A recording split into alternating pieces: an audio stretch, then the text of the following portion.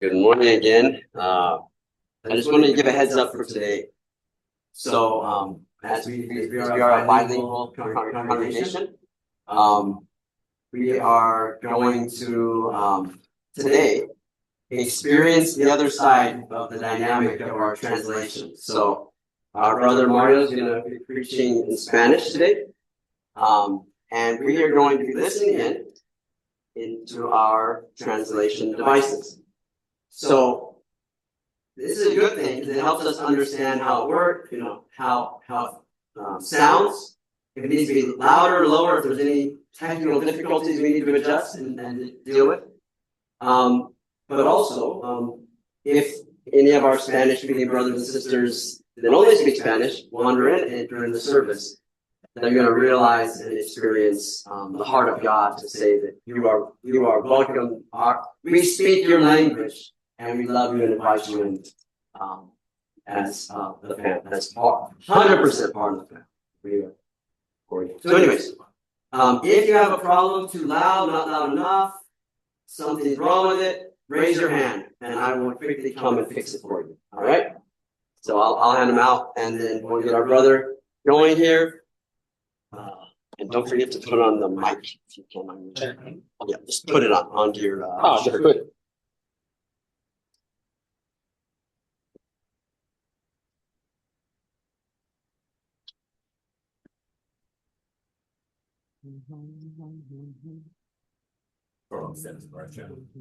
Already set up.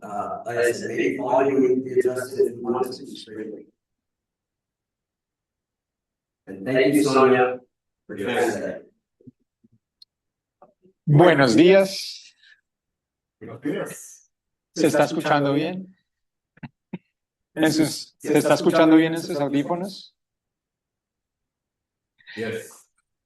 Bien, esperemos a tener confirmación de cada uno que pueda confirmar que está escuchando bien.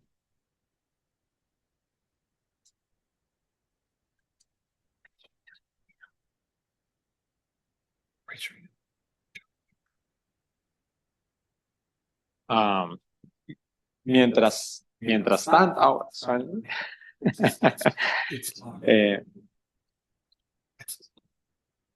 I'm gonna before I start with the sermon, while everyone is with the thing working, I just want to say a thought.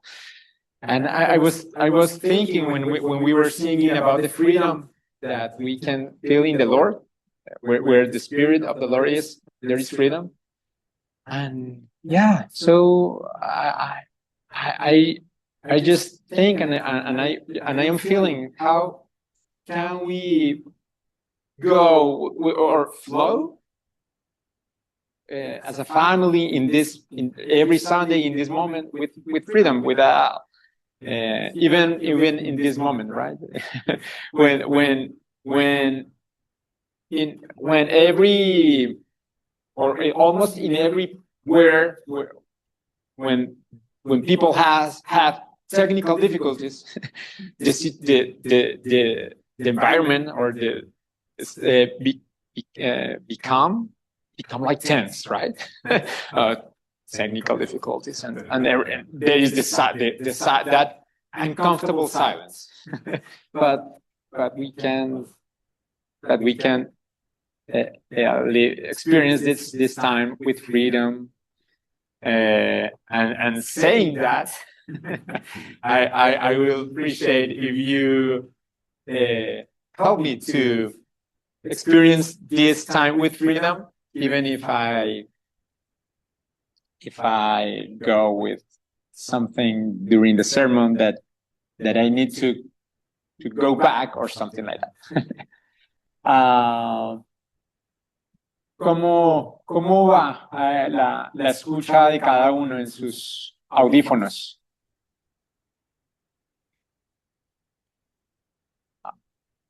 Bueno, todavía hay algunos aparatos que no están funcionando.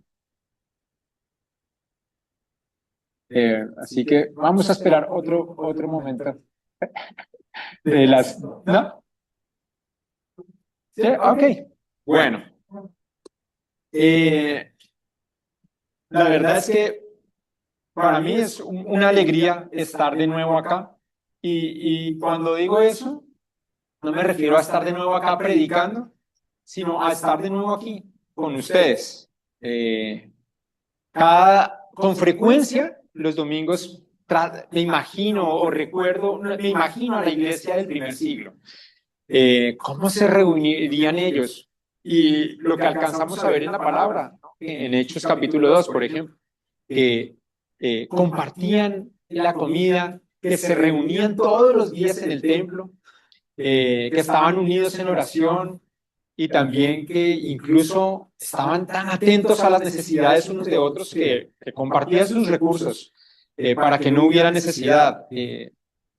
Y creo que hoy, 2000 años después, nosotros tenemos una experiencia muy similar. Seguimos viviendo lo que ellos vivían, probablemente no haciendo exactamente las mismas cosas, siguiendo el mismo programa, como si, o incluso en la disposición de las sillas, no es que sea exactamente igual, pero sí el principio que los reunía a ellos, creo que es el mismo principio que nos reúne a nosotros, que es venir con gratitud, también con nuestras necesidades, a presentarle todo a Dios en adoración, traerle nuestra gratitud, lo adoramos, traerle nuestras peticiones es adoración, pero también traerle nuestros cantos en adoración, pero también eh, eh, traerle nuestra escucha atenta, nuestra disposición a oír su palabra, nuestro deseo de ser guiados por Él, es otro reflejo de nuestra adoración y creo que eso es también la manera en que la iglesia del primer siglo se acercaba, cuando se reunían.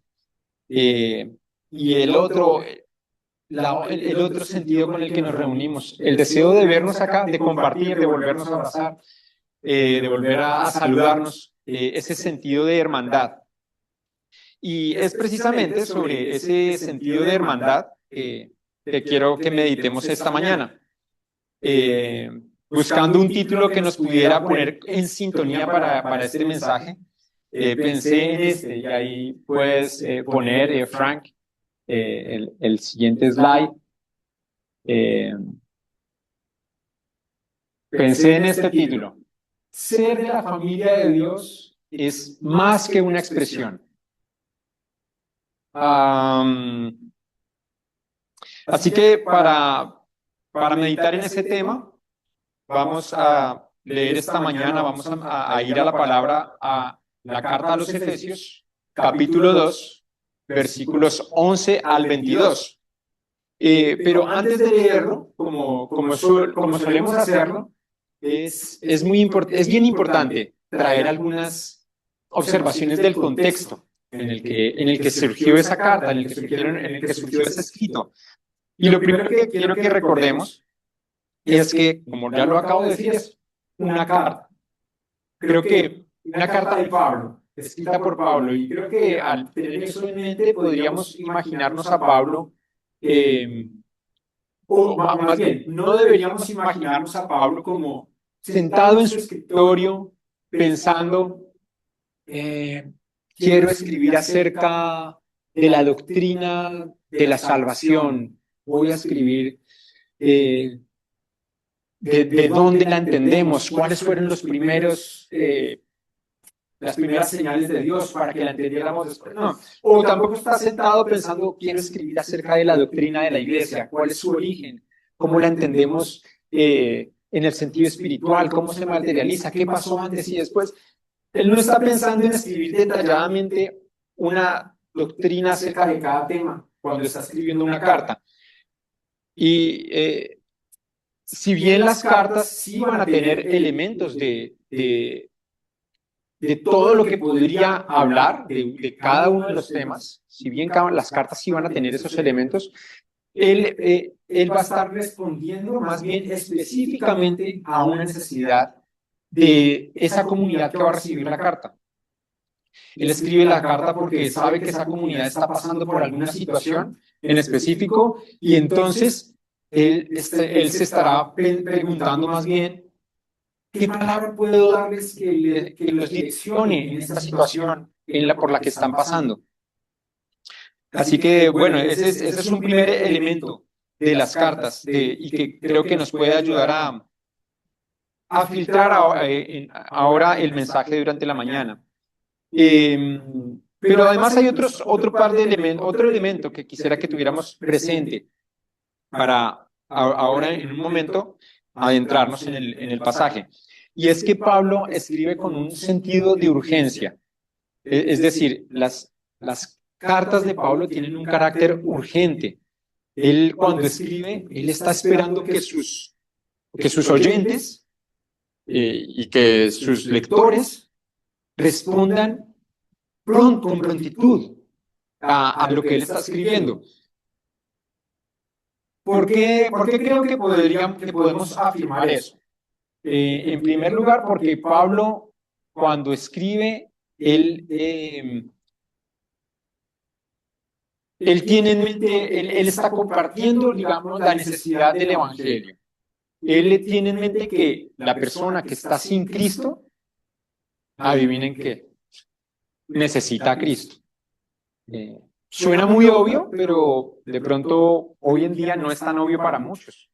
Para muchos hoy podrían decir como algo así como, bueno, al fin y al cabo, pues soy una persona que tiene una vida buena, ¿no? Soy bueno en mi diario vivir. Pero para Pablo eso no es suficiente. Para Pablo el que está sin Cristo necesita a Cristo.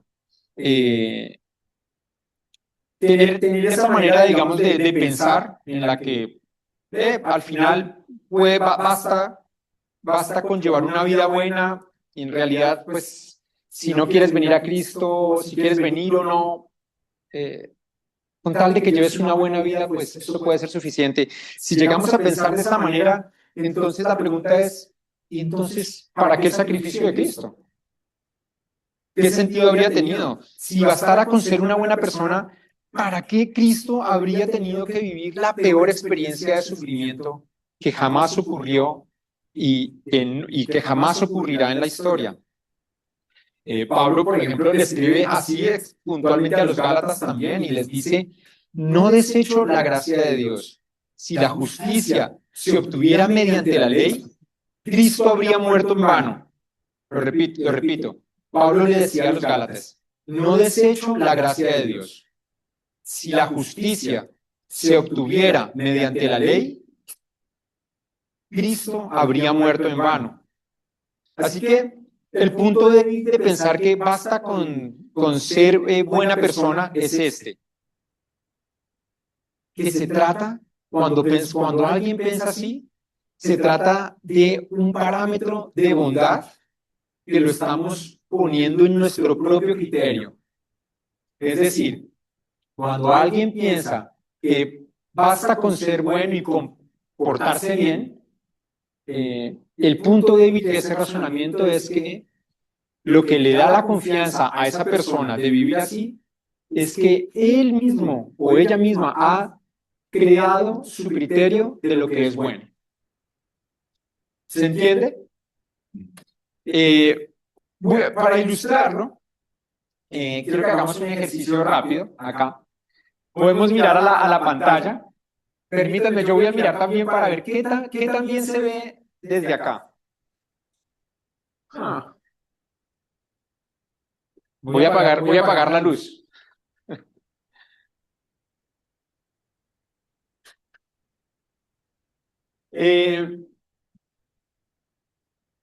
Espero que el ejercicio dé resultado. Porque acá realmente se ven todas las manchas del mismo color, está muy difícil. Pero la pregunta es, ¿pueden detectar ustedes cuál es la manchita blanca?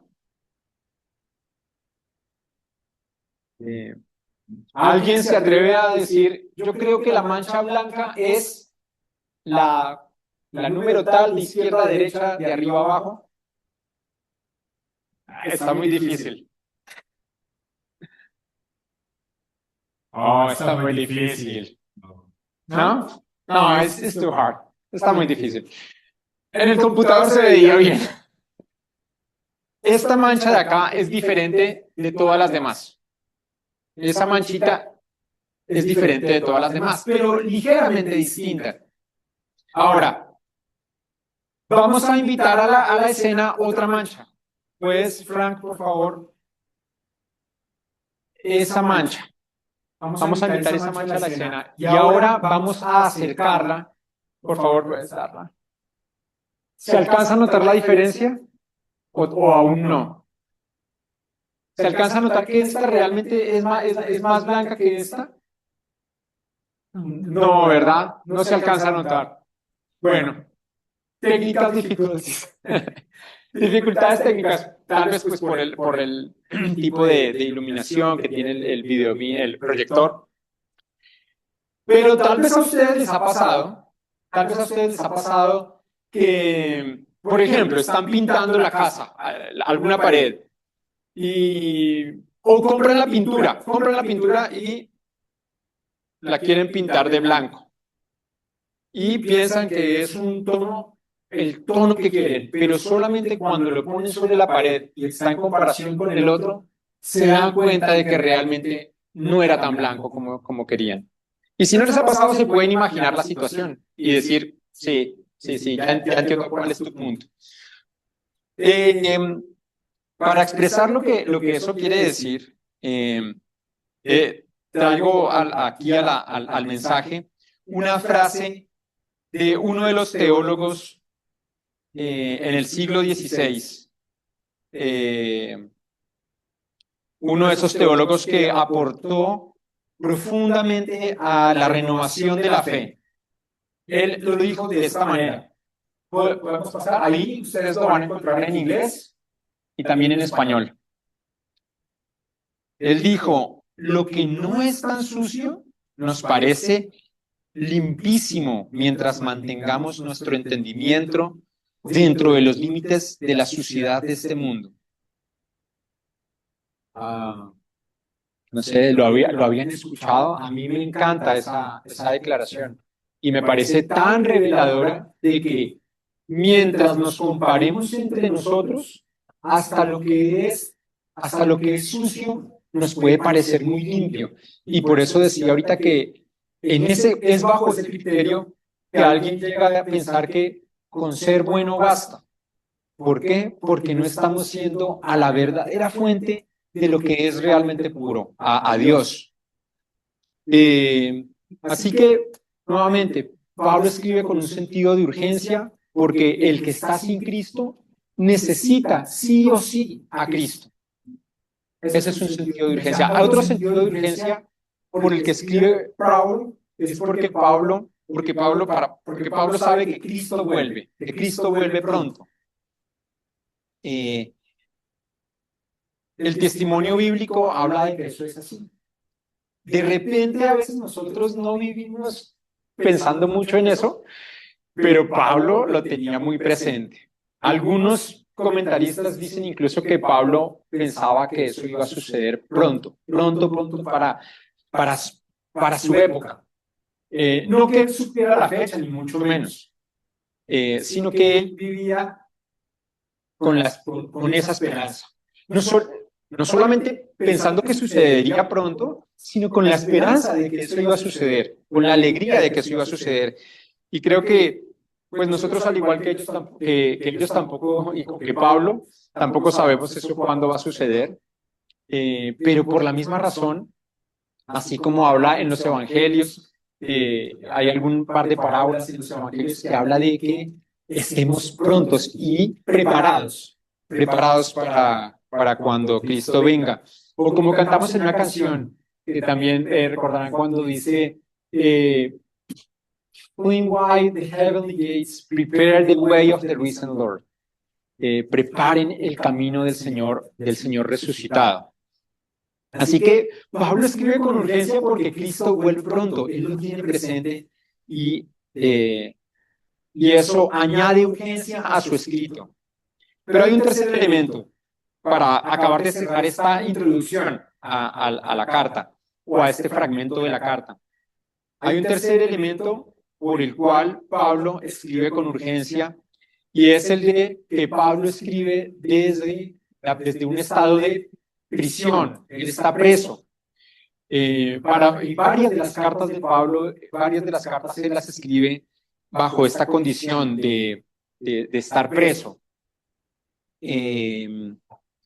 Así que eso añade urgencia a la emoción con la que él está escribiendo, pienso yo, porque por un lado es la urgencia que produce es la realidad de la persecución, de que cada vez más estamos siendo perseguidos y el mensaje hay que darlo. Pero también porque él ve que no es la primera vez que lo encarcelan para esta ocasión de escribe Efesios, ni la primera vez que siente la tribulación, la persecución, y él quiere aprovechar mientras pueda cada minuto, cada palabra que escriba, quiere aprovecharla lo mejor posible, y es ese sentido de urgencia. Entonces, como dije hace un momento, creo que Pablo esperaba una atención diligente por parte de sus lectores. Y creo que así también deberíamos responder a lo que el Señor hable a cada uno de nosotros esta mañana. Espero que nos podamos sintonizar con eso, cada uno de nosotros. Decir, Señor, quiero responder con diligencia a lo que tú hables a mi corazón esta mañana. Entonces vamos ahora sí voy a prender la luz.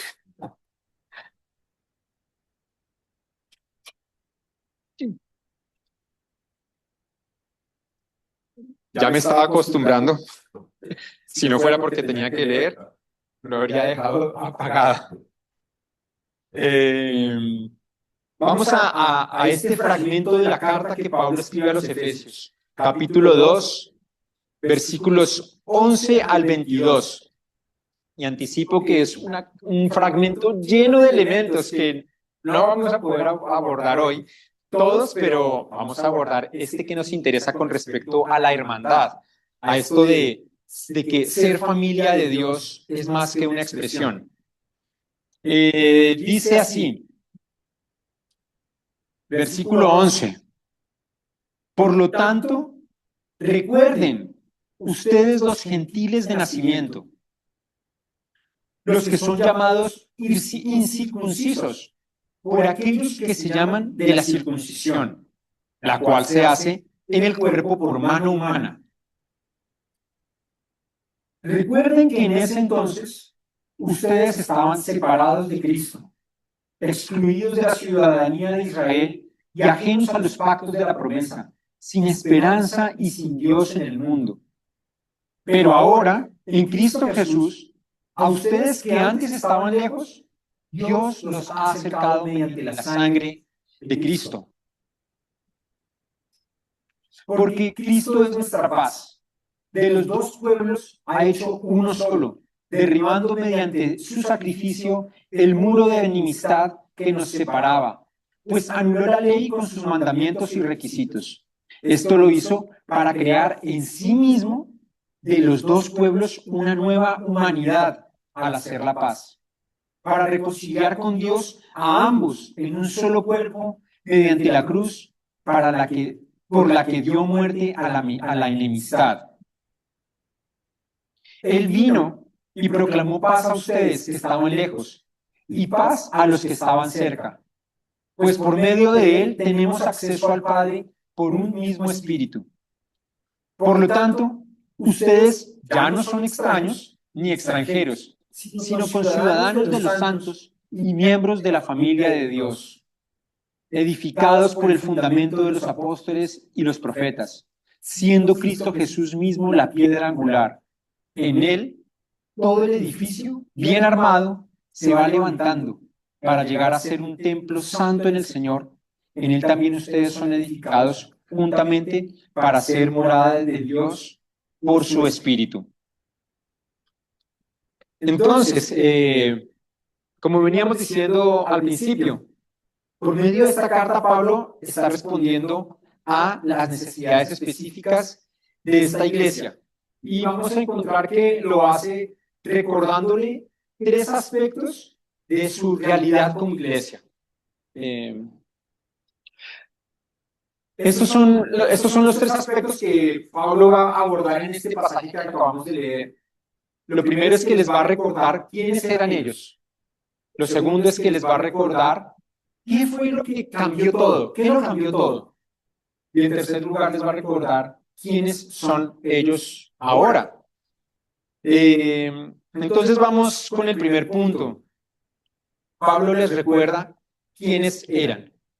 Si vamos al comienzo de la carta, al capítulo 1, verso 1, ahí vamos a encontrar que dice, no va a aparecer ahí, pero es muy sencillo. Simplemente dice, Pablo, apóstol de Cristo Jesús, por la voluntad de Dios, escribo a los santos y fieles en Cristo Jesús que están en Éfeso. Entonces ahí vemos que la carta está dirigida a los que eran los creyentes. También se les llama ahí los santos que están en Éfeso. Los creyentes eran los santos que estaban en Éfeso. Esos eran ellos. Eso es lo que dice, lo que podemos ver a partir del capítulo 1, verso 1. Pero por otra parte, ya en el verso 11, podemos ver que dentro de estos santos o creyentes había dos grupos de personas.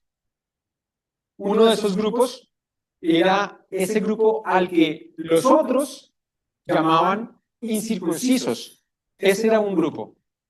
No quiero decir el grupo de los incircuncisos, sino el grupo del que los otros llamaban los incircuncisos. Y así lo escribe Pablo, ¿no? ¿Qué quiere decir eso? Que se está refiriendo a los que no eran judíos.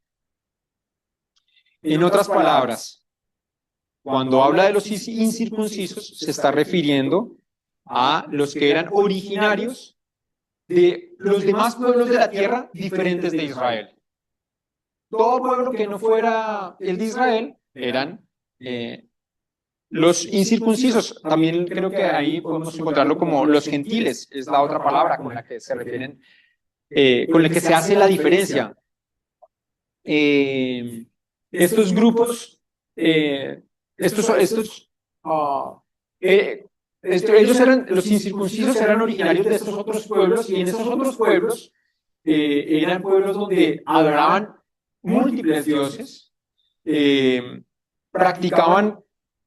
prácticas horribles, en general tenían prácticas horribles.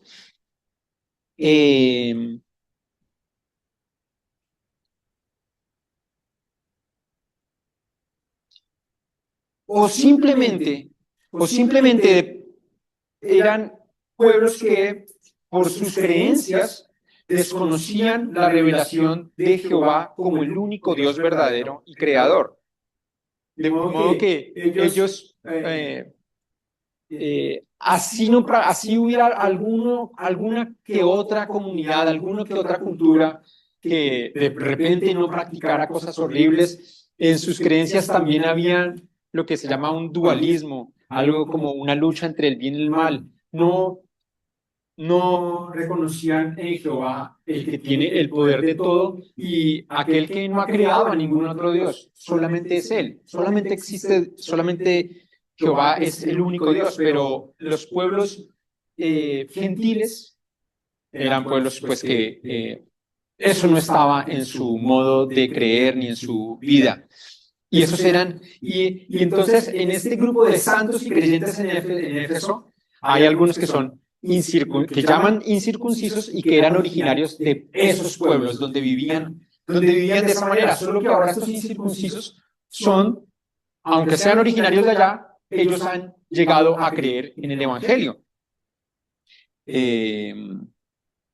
Así que ese es el primer grupo de los que están ahí, de los que conformaban la iglesia.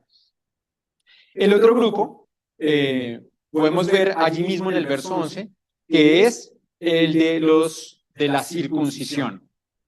Y si los incircuncisos son todos los que no eran judíos, los de la circuncisión eran los judíos. El pueblo judío es, en términos generales, el pueblo que en el Antiguo Testamento conocemos como el pueblo de Israel, el pueblo que había recibido la revelación de Dios a lo largo de su historia. Sin embargo, cuando Dios se revela plenamente en Cristo, ellos, que eran los que habían recibido la revelación de Dios a lo largo de su historia, ahora no ven a Dios, no lo ven en Cristo y lo rechazan. Así que llega ese momento tenso en el que, habiendo recibido, digamos, la revelación progresiva, en el momento de la revelación plena, lo rechazan. Solo una parte del pueblo judío llegó a creer en Cristo y la otra lo rechazó. Pero aún los judíos que sí creyeron en Cristo, aún los que sí creyeron en Él, necesitaron de mucho tiempo para entender algo. ¿Qué fue lo que necesitaron entender? Ellos necesitaron entender que si es que ellos eran el pueblo elegido de Dios, esa elección no era una elección esencialmente funcional. Quiero decir, su elección no era una elección que les diera un estatus privilegiado sobre los demás. Es cierto que ellos, por ser el pueblo elegido de Dios, bueno, sí, uno va a encontrarse con algunos escritos en la carta a los romanos, en las que se habla como de unos privilegios que ellos tenían. El privilegio de la palabra, por ejemplo, o de haber visto la gloria de Dios. Si mal no recuerdo, son algunos de los elementos que se mencionan allá. Pero no eran privilegios que los eximiera a ellos del llamado al arrepentimiento que era hecho igualmente para los gentiles. Así que ellos necesitaron entender que ese llamamiento, esa elección de Dios, no era una elección funcional. ¿Y a qué me refiero con funcional? Ellos habían sido elegidos para completar esa revelación de Dios a todas las naciones. Por eso, cuando el pueblo de Israel tiene allá sus primeros orígenes en la elección de Abraham, Dios le dice a Abraham que en él serán benditas todas las naciones. Y ese era el propósito de la elección. Pero para los judíos esto fue difícil de entender durante algún tiempo. Ahora, estos son entonces los dos grupos que conforman allá el grupo de creyentes y de los santos en Éfeso. Sin embargo, entonces, como venía diciendo, los judíos vivían como reclamando cierta superioridad sobre los gentiles. Y eso creo que fue evidente ahora cuando estuvimos leyendo el fragmento de la carta. Ahora tengamos presente que esta carta fue escrita alrededor del año 60. Eso es más o menos 30 años después de que Cristo resucitó, después de que Cristo murió y resucitó. Pero al parecer, aún después de 30 años, sigue habiendo ese trato por parte de los judíos hacia los nuevos judíos de estarse refiriendo a ellos como los incircuncisos, porque así dice, ¿no? Que los que son llamados como incircuncisos por los de la circuncisión. Así que probablemente aún después de 30 años, siendo todos creyentes, los judíos les decían, no sé qué imaginarme, ¿no? Como, vamos a decir simplemente como, oigan, incircuncisos. Y eso no sé si les deja ver, lo he puesto en una escena como si fuera un poco cómica, pero con seguridad eso se traducía a muchas más situaciones entre ellos que nos dejan ver que había un ambiente de división. Entre ellos había un ambiente de división. Ahora, el asunto no es solo entonces que unos eran judíos y otros eran gentiles. Eso en realidad no es el problema. Los gentiles, es decir, vamos a decir, los griegos o los asirios o los que fueran de donde fueran, no iban a dejar de serlo, no iban a dejar de ser originarios de ese pueblo por el hecho de ahora creer en Cristo. Así que el problema no es tanto que unos sean originarios del pueblo de Israel y otros sean originarios de otros pueblos. El problema está en que ellos estaban haciendo que esa diferencia cobrara mayor importancia que la que ahora ellos tenían al identificarse como hijos de Dios, estaba cobrando mayor importancia. Y estaban permitiendo que esa diferencia los llevara incluso a la enemistad. Es entonces que Pablo pasa a decirles, bueno, ya no les recuerda más quiénes eran, sino que ahora les quiere recordar qué fue lo que cambió todo, qué lo cambió todo. Y probablemente con los versos que leímos que leímos y que vamos a leer nuevamente, Pablo podría estarles transmitiendo la idea de que sé que no es fácil abandonar y desconectarse de esa convicción o de ese entendimiento acerca de ser el pueblo elegido, pero quiero que sepan que hay algo más potente, algo que lo transforma todo. Así que podemos ir nuevamente, vamos a leer desde el verso 13 hasta el verso 18 y a ponerle atención un poco a cómo aún en estos versos también se va dejando ver algunas palabras de lo que los gentiles eran, pero también, y de lo que los judíos eran, pero cómo en Cristo hay algo que lo cambia todo.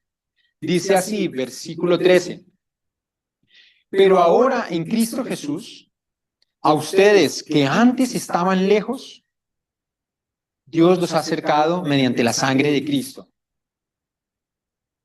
Sigamos leyendo y pongamos atención a lo que lo cambia todo. Lo que lo cambia todo. Porque Cristo es nuestra paz.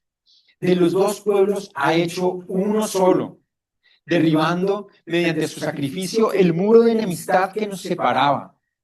Pues anuló la ley con sus mandamientos y requisitos. Esto lo hizo para crear en sí mismo de los dos pueblos una nueva humanidad al hacer la paz, para reconciliar con Dios a ambos en un solo cuerpo mediante la cruz, por la que dio muerte a la enemistad. Él vino y proclamó paz a ustedes que estaban lejos y paz a los que estaban cerca, pues por medio de él tenemos acceso al Padre por un mismo espíritu. Podemos ver entonces que ¿sí? Cristo es quien lo cambió todo. Lo hizo por medio de su sangre, de su sacrificio en la cruz. Al decir en el verso 17 que Cristo vino y proclamó paz a ustedes que estaban lejos y paz a los que estaban cerca, y también al decir en el verso 15 que esto lo hizo para crear en sí mismo de los dos pueblos una nueva humanidad, eso es algo revolucionario y radicalmente transformador. Es definitivo que Pablo les está recordando de manera contundente la potencia de aquel que lo cambió todo. Y ahora es interesante notar algo. Noten que Pablo no habla de Cristo como aquel que puede cambiar todo, sino como aquel que lo cambió todo. ¿No les llama eso la atención? Eso es interesante. No habla de Cristo como aquel que puede cambiar todo, sino como aquel que lo cambió todo. Es como que Pablo está diciendo, en Cristo Dios ya transformó la realidad. O por lo menos la realidad de su iglesia. La realidad para aquel que se acerca a él. Así que para la iglesia y para nosotros hoy no se trata en un sentido de pedirle al Señor, o no se trataba por lo menos para ellos de pedirle al Señor que se derribe algo más. Se trataba porque ya ya Él lo había hecho en Cristo, ya había derribado, como dice ahí, el muro de enemistad. Se trata de apropiarnos, o para ellos se trataba de apropiarse de aquello que eran. Y por eso, en el tercer punto, Pablo les va a recordar lo que ustedes son. Ustedes, ya Dios transformó la realidad, ahora ustedes apropiense de eso y vívanlo. Así que les voy a recordar lo que ustedes son después en Cristo, lo que ustedes son en Cristo. Lo cierto es que para mí, yo leo este pasaje y al leerlo de nuevo, estaba tratando de encontrar qué era lo que yo sentía al leer el pasaje. Y una de las figuras que me vino a la mente es, me imaginé este pasaje como una jugada de fútbol americano. O no sé si de fútbol, de soccer, ahora que estamos en pleno mundial, no sé qué tanto estén, qué tan fans sean ustedes del mundial. Estados Unidos tuvo un muy buen partido contra Paraguay, pero vamos a imaginarlo con una jugada de fútbol americano. Y yo me imagino este texto, algo así como una jugada en la que el quarterback, perdón, abro el paréntesis, yo escasamente entiendo el fútbol americano, no lo entiendo muy bien, pero bueno, yo me imagino el pasaje como una jugada en la que el quarterback recibe el balón y ve de repente que tiene una ruta por la cual arrancar a correr. Así que ve la oportunidad y se lanza por ahí. Esquiva uno, esquiva al otro, salta por encima del uno, hace un giro. Sí, hace jugadas espectaculares, de esas que seguramente lo tienen a uno como, oh, no, wow, y sigue corriendo y ya está en la recta final corriendo como si no hubiera un mañana. Creo que hace una expresión también en inglés, corriendo como si no hubiera un mañana. Y finalmente lo atrapan y cae. No, no, mentiras. No, y finalmente hace el touchdown, ¿no? Yo siento así este pasaje. Siento que comienza con recuerden ustedes, los llamados incircuncisos por aquellos de las que son los de la circuncisión. Y siento que ahí es como que recibe el balón, apenas recibe el balón. Ustedes que estaban separados de Cristo, excluidos de la ciudadanía de Israel, ¿no? Dice. Entonces en ese momento es cuando el quarterback ve la oportunidad de arrancar a correr y empieza a correr y entonces aparece en el texto pero ahora en Cristo Jesús. Ese pero marca esa cascada de argumentos que Pablo va a empezar a decir en ese momento para hablar, como vimos, para hablar de lo que lo cambió todo. Y empieza a decir, pero ahora en Cristo, ustedes que estaban lejos, Dios los ha acercado mediante la sangre en Cristo. Y eso es como primero que esquiva. Porque Cristo es nuestra paz. De los dos pueblos ha hecho uno solo. Pues anuló la ley y con sus mandamientos y requisitos. Esto lo hizo para crear en sí mismo, y esta parte, perdón, hago el paréntesis, es, como diría algún comentarista también, es casi cósmico la manera en la que Pablo escribe al decir, ha creado en sí mismo de los dos pueblos una nueva humanidad al hacer la paz, para reconciliar con Dios a ambos en un solo cuerpo mediante la cruz. Y sigue con los argumentos, sigue corriendo. Él vino y proclamó paz a ustedes que estaban lejos y paz a los que estaban cerca. Y ya se va acercando a la zona de anotación. Se va acercando a la zona de anotación cuando dice, por lo tanto, y llegamos al verso 19, dice, por lo tanto, ustedes ya no son extranjeros, no son extraños ni extranjeros. Y finalmente, hace el touchdown. Dice, sino que son conciudadanos del pueblo elegido y miembros de la familia de Dios. Pablo les recuerda lo que son. Les recuerda que Cristo cambió su realidad, no para que sigan viviendo bajo la identidad que tenían antes, sino bajo una nueva identidad, dada y confirmada por el sacrificio reconciliador de Cristo. Y entonces les dice que son miembros de la familia de Dios. Llegamos a ese título que pusimos al principio. Miembros de la familia de Dios es más que una expresión. ¿Qué significa a la luz del pasaje el que ellos sean llamados así? El que ellos sean llamados miembros de la familia de Dios. Aunque pareciera dirigirse muy puntualmente a los gentiles, Si uno vuelve y lee, uno diría, pero ahí parece que solamente le está hablando a los gentiles. No, el contexto nos deja ver que el mensaje de Pablo está hablando a todos. Porque hay varios fragmentos que resultan claves a la hora de leer el pasaje. Nosotros podemos ver que al leer el texto podemos ver que no se trata de un llamamiento a unirse al pueblo judío. Ese no es el llamamiento. Como si el pueblo judío fuera esa familia previamente consolidada. El texto nos habla de que de los dos pueblos, Cristo hizo uno solo en él, hizo un solo pueblo. El verso 15 decía, asombrosamente, que Cristo en él, como ahorita lo mencioné, hizo una nueva humanidad a partir de judíos y de no judíos. Cristo no vino y llamó al mundo gentil, a su familia, parándose en el judaísmo. ¿Sí? Hagamos de cuenta, si aquí está el judaísmo y aquí están los pueblos gentiles, Cristo no llega y se para y desde el judaísmo llama a los gentiles a que vengan al judaísmo. Ese no es el llamamiento. Jesús conforma algo nuevo y llama, como podemos recordar a partir de la lectura de la carta, Él llama tanto a los que estaban lejos como a los que estaban cerca, pero ninguno de los dos estaba. Ninguno de los dos estaba realmente con Él.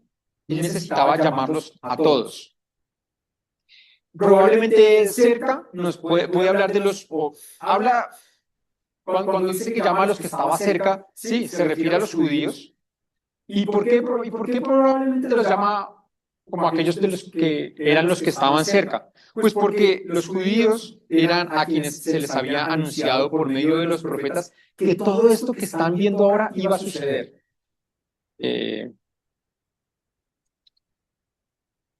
Algo clave, algo más que resulta clave para entender por qué entendieron ellos al ser llamados miembros de la familia de Dios es lo siguiente. Es que se trata de una expresión que probablemente para ellos resonó, tuvo una... A ver, lo que quiero decir es esto. Para ellos ellos estaban acostumbrados a escuchar una frase que era muy similar. Eso es lo que quiero decir. Ellos estaban acostumbrados a escuchar una frase similar a esta de ser miembros de la familia, en este caso no de Dios. Ustedes recordarán que en el Nuevo Testamento y en el Antiguo Testamento todavía más, se habla de que ellos eran de la casa de David, hablaban de nuestro padre Abraham.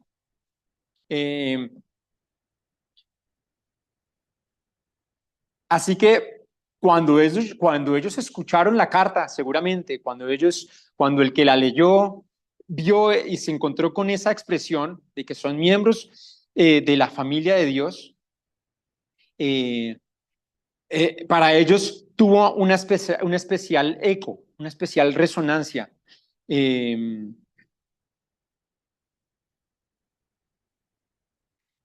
resulta que si pudiéramos ver en el original, ellos se encontraron con que la palabra que estaba ahí para miembros de la familia de Dios era una palabra muy similar a la palabra que usaban cuando ellos decían de la casa de Israel, por ejemplo. Esa palabra casa es la palabra oikos. Y cuando dice miembros de la familia era oikeioi. Así que Pablo está haciendo como les está recordando algo con lo que ellos están familiarizados, pero lo está llevando a un plano todavía más alto. Para nosotros puede parecer un detalle menor, porque en nuestra actualidad nosotros no nos referimos a nuestro tatarabuelo, no sé cómo se dirá tatarabuelo en inglés. ¿Sí? Nosotros no nos referimos a él como nuestro padre. pero ellos sí lo hacían. Ni tampoco hablamos de nosotros mismos, refiriéndonos a que nosotros somos de la familia o somos de la casa de ese tatarabuelo. No, no hablamos así, así que para nosotros puede que no tenga esa resonancia, pero para ellos sí la tenía. Y que ahora fueran llamados miembros de la casa o de la familia de Dios, estaba sentando una declaración, estaba afirmando una declaración que iba más allá. Eh, Fue una declaración que cargaba con la fuerza, con una fuerza especial en la que les decía lo siguiente. Les decía, su identidad no está más en ser judíos, ni tampoco en ser gentiles. Es como decir, basta de sacar pecho. No sé tampoco cómo dirá eso Sonia en inglés. Basta de sentirse con una superioridad por andar diciendo que nuestro padre Abraham o que nosotros sí somos de la casa de Israel. Basta de sacar pecho de eso. Su identidad, ahora que han creído en Cristo, es otra. Es ser de la casa de Dios, de la familia de Dios. Esto fue parte de lo que Pablo escribió específicamente a los Efesios.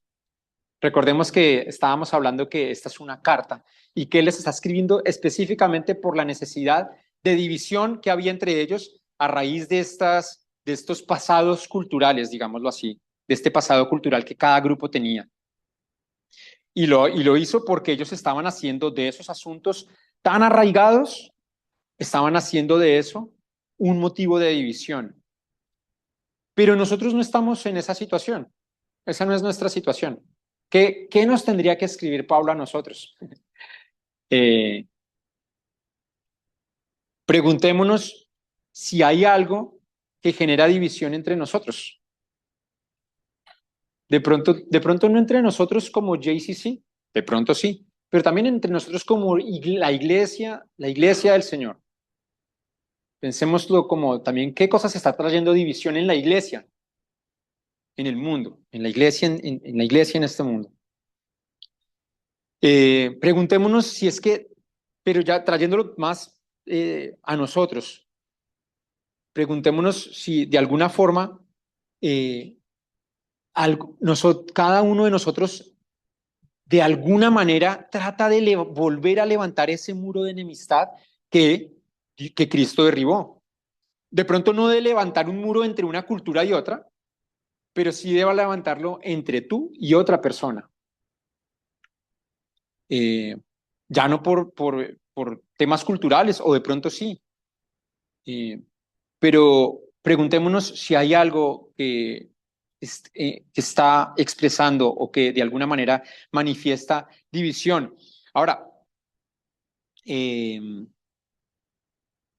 quizá no lo estemos, quizá nuestra división, si alguno la identifica, no se esté expresando en términos de enemistad, como sí se veía en el caso de los efesios entre judíos y no judíos, que había una enemistad. De pronto en nuestro caso hay alguna división y no es de enemistad, es más bien de falta de hermandad, de que la hermandad está muy débil.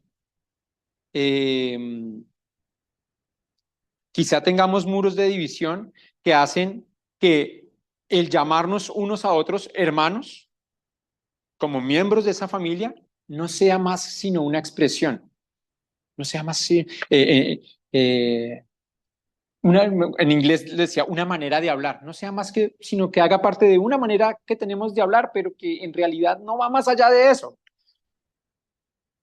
Para gloria de Dios, yo veo que acá estamos creciendo en esa hermandad. El almuerzo de los sábados al que no he podido ir ni una sola vez, creo que es expresión de acercarnos. Lo que estamos haciendo hoy de yo predicando en español y todos ustedes poniéndose los audífonos para escuchar la traducción, es un paso decidido de decir, de decir, eh, hagamos crecer nuestra hermandad como hijos de Dios, como miembros de su familia. Gloria al Señor por eso. Yo por eso es que deseo tanto que llegue gente a esta iglesia, porque creo que el Señor está obrando acá. Eh, en Colombia, actualmente, hay algo muy triste en la iglesia, en la iglesia. Creo que si Pablo les escribiera a la iglesia en Colombia, mm, eh, si les escribiera una carta, no tendría que decirles, dejen de estar divididos por ser judíos y gentiles. No les tendría que escribir eso, pero sí les tendría que escribir, dejen de estar divididos por ser de derecha o de izquierda. En este momento, la división está muy fuerte en Colombia porque hay cristianos que van a votar por un candidato de derecha y otros que van a votar por un candidato de izquierda. Y unos a otros, cristianos unos a otros, ponen en duda el cristianismo del otro, ponen en duda la relación que ese otro puede tener con Jesús simplemente por quien va a votar. Y, y siento que ahí hay así como Pablo le decía a los Gálatas, también les decía, ya no hay judío ni gentil, en Cristo no hay judío ni gentil, en Cristo no hay esclavo ni libre. Bueno, también en Colombia y seguramente también acá se puede que se presente y en muchas partes. En Cristo no hay de derecha o de izquierda. No hagan de eso algo que cobre más valor que el hecho de que ustedes han creído en Cristo y de que Cristo fue a la cruz y derribó el muro de enemistad. No levanten otra vez un muro de enemistad cuando Cristo lo derribó con su sangre. Eso es tremendo. Así que para terminar, yo podría sugerir de repente una lista muy larga de cosas que deberíamos hacer para vivir realmente como hermanos. Todo pongo eso entre comillas. Eh, pero en lugar de ello, en lugar de proponer una lista de cosas, de actividades por hacer, eh, eh, a ver, y en lugar de hacerlo, porque hay algo que es una realidad y es que tenemos culturas diferentes. Es decir, lo que puede ser muy disfrutable para uno, para otro puede que no sea tan disfrutable. Eh,